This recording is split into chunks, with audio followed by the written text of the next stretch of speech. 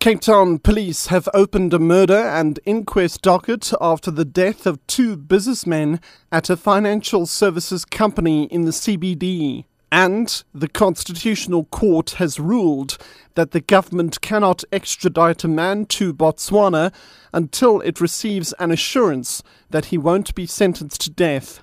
I'm Richard Brooks. Police in Cape Town have opened a murder and inquest docket after the death of two businessmen at a financial services company in the CBD. The chief executive of private equity group Basilisk Capital, 37-year-old Julian Williams, was shot dead in his third-floor office. Police spokesperson November Philander says the shooter then apparently turned the gun on himself. Philander explains. I believe that there was a meeting between the two people, they are business associates, and whereby an argument ensued and shots were fired. The 40-year-old Mr. Herman Pretorius was taken in a critical condition to hospital, but we understand that on the way to hospital he passed away. The Constitutional Court has ruled that the government cannot extradite a man to Botswana until it receives an assurance that he won't be sentenced to death. Jerry Pane ran away to South Africa after he was accused of murdering his girlfriend. In order to extradite him, SA justice officials had to get an assurance that he would not be sentenced to death in Botswana. The neighbouring state refused to give such an assurance, and SA justice officials backed down. Candice Klein has the details. All the judges of the Constitutional Court agreed.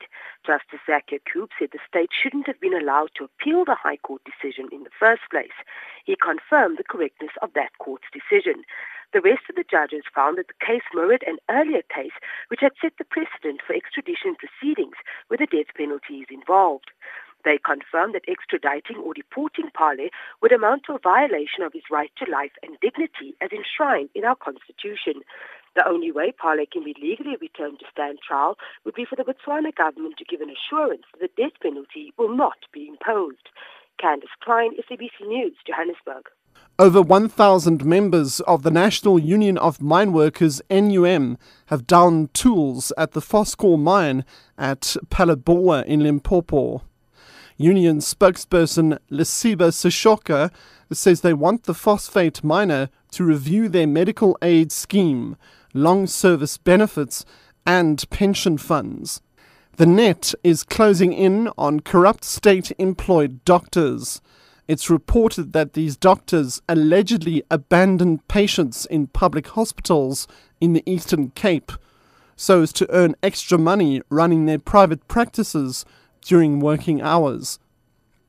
The Eastern Cape Department has launched an investigation into over 30 doctors suspected of this practice, commonly known as moonlighting.